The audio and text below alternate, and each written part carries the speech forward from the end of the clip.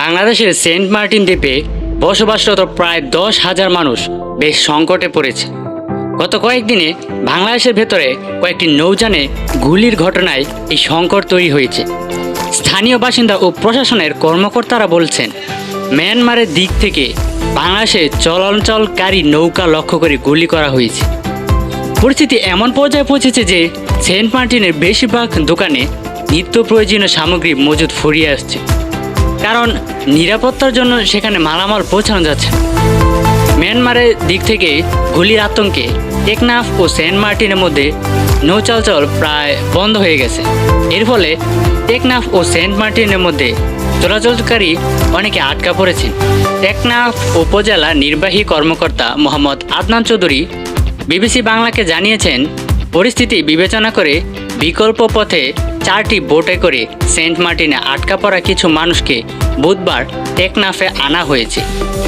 মঙ্গলবার রাতের পর বুধবার দিনেও প্রচণ্ড গোলাগুলি ও বিস্ফোরণের শব্দ শুনেছে টেকনাফ ও সেন্ট মার্টিনের মানুষ।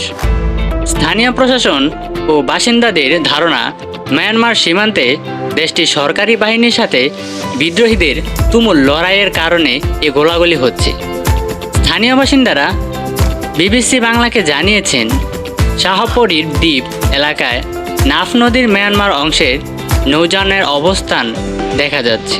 কক্সবাজারের অতিরিক্ত জেলা ম্যাজিস্ট্রেট মোহাম্মদ ইয়ামিন হোসেন বিবিসি বাংলাকে বলছেন, নাফ নদী এড়িয়ে সাগরপথে টেকনাফ ও সেন্ট মার্টিন থেকে শুক্রবার লোকজন ও পণ্য আনা নেওয়ার জন্য টাগবোটের ব্যবস্থা করছে জেলা প্রশাসন। আজ নিজস্ব উদ্যোগে কিছু মানুষ সেন্ট মার্টিন থেকে টেকনাফে এসেছে। কাল টাগবোট দিয়ে আনা নেওয়ার ব্যবস্থা করছি আমরা। নাফ নদী টাচ করব না, তাই আশা করি এ বিষয়ে কোনো ঝুঁকি থাকবে না, বলছিলেন তিনি। প্রসঙ্গত, বাংলাদেশের পর্যটনের সবচেয়ে আকর্ষণীয় স্থানগুলোর মধ্যে একটি হলো সেন্ট মার্টিন। কক্সবাজারে টেকনাফ থেকে 9 কিলোমিটার দক্ষিণে নাফ নদীর মোহনায় এই দ্বীপটি অবস্থিত। এই দ্বীপটি বাংলাদেশের স্থানীয় সরকারের কাঠামোতে একটি ইউনিয়ন এবং সেখানে এখন প্রায় 10,000 মানুষ বসবাস করে।